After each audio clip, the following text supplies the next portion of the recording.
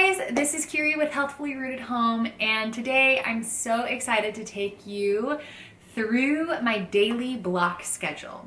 Now, this is continuing a series on homemaking schedules. So I have a video on my homemaking binder. I'm gonna do a homemaking weekly schedule and a video on my cooking schedule as well. So there's gonna be several videos. I'll link to the playlist in the show notes, but today we're gonna go over my daily schedule, and I'm gonna break down how I break out my day into different blocks of time, and then what my goals are within those blocks of time, and then just kind of tell you how you can create your own daily block schedule.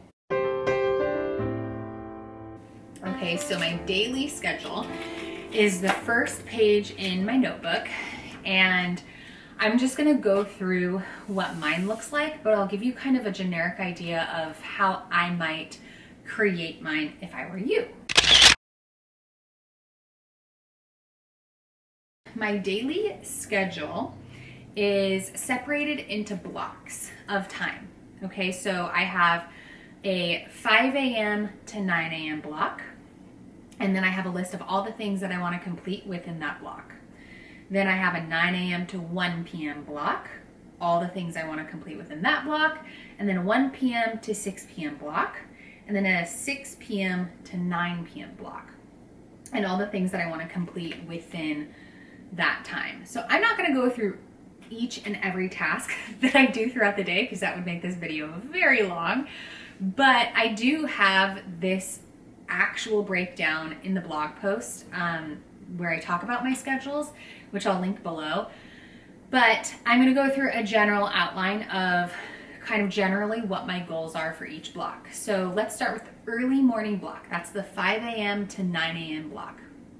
So in that block, I want to do things, because this is typically before my son wakes up, and then into like the early part of the day right after he wakes up. So my goals for this block are to get everything done that I want to get done before he wakes up. So maybe that's a workout, or maybe that's Bible study, or maybe that's, whatever you want to get done before your kids wake up, I will put that in there. And then also I like to put things that will set up our morning to just have a restful morning. So for example, that could be filling the diffuser so that the house smells pleasant, maybe putting on some soft jazz music. Yeah, so just things that make your morning feel like it's running smoothly, feels like you have a good start on the day.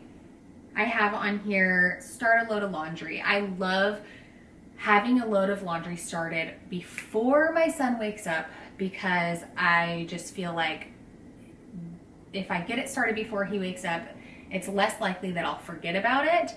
And then I at least have that started so that, I don't get behind on it, because I always do at least one load of laundry per day. Feed my sourdough starter. That's going to happen in the morning, because typically if I am making anything sourdough, that starter needs to mature by the time, it's like 11, so that I can make whatever it is that I'm actually making.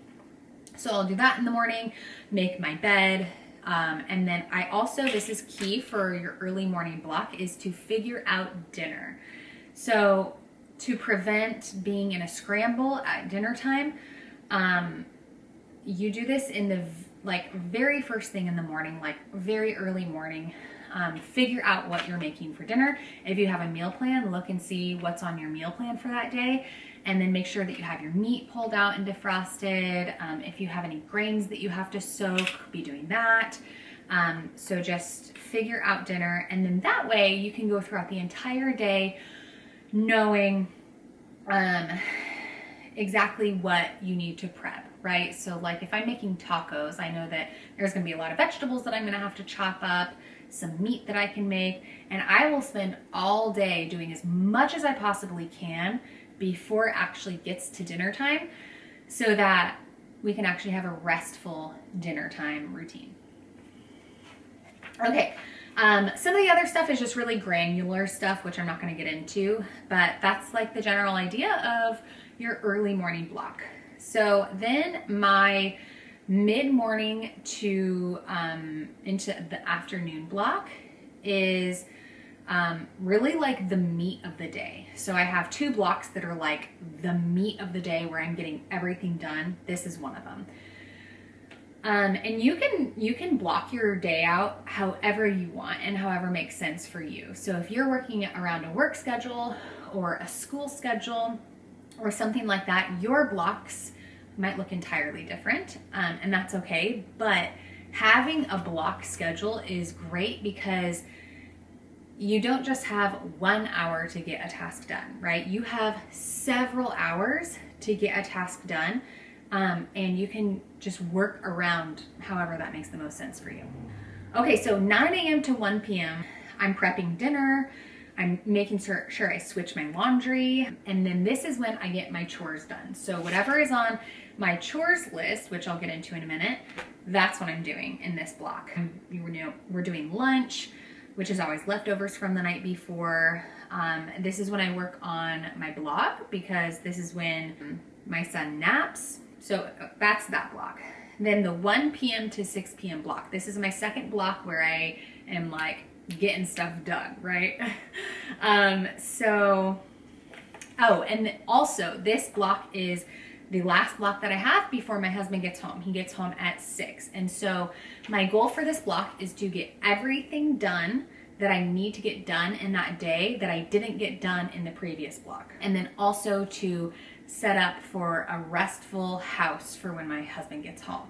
So this one looks a lot like the early morning block in certain ways because I am, maybe filling a diffuser, turning on some music, but then I'm also prepping dinner, making sure dinner's done when he gets home. So yeah, doing any leftover chores, picking up the house and making sure things are tidy and put where they're supposed to go. I like to have all the toys picked up and put away before my husband gets home because that gives my husband time to just play and interact with my son. And then that means that I don't have to do that after we put our son down. It's already done. Yeah, I'll make maybe some nighttime tea or, something like that during this block. So that is the 1 o'clock to 6 o'clock block. But yeah, if you are a full-time homemaker, this is the block where I would just make sure that number 1, everything is done that you needed to get done that day because you don't want to be doing that after the kids go to bed. And then number 2, that you're just setting up for a restful dinner time routine. And then the last block is my 6 p.m. to 9 p.m. block. So my son goes down to bed at around 7. And so before that, we're just spending time with him. We're doing his nighttime routine, all of that. But after 7, I like to have nothing to do. So the dishes are done. Everything is done by the time he goes down. Sometimes there's like a couple quick things I have to do, but I'm not spending an hour doing chores ever at this time.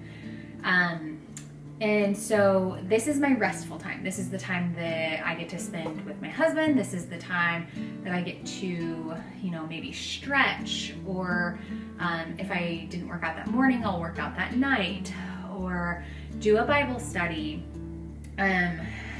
shower, and yeah, go to bed. I go to bed pretty early because, as you can see, I try and wake up at 5 a.m. So that is my daily schedule. Again, you can go look at that blog post if you like a visual of what that looks like. Then you can go there and check that out. So, okay, another thing I want to note about my daily schedule is that, of course, not every day is going to look exactly like that. Not every day is going to be perfect like that. But I think that it's important to plan ahead and make sure that you at least have what ideal looks like in your head so that you can kind of try to achieve that as the day goes on and as things get crazy busy. Let me know in the comments below, how do you schedule your day or structure your day that works for you? And then let me know a homemaking tip, whether it's a scheduling tip or just a general homemaking tip. Leave them in the comments below and let's start a discussion and just give each other some good little life hacks.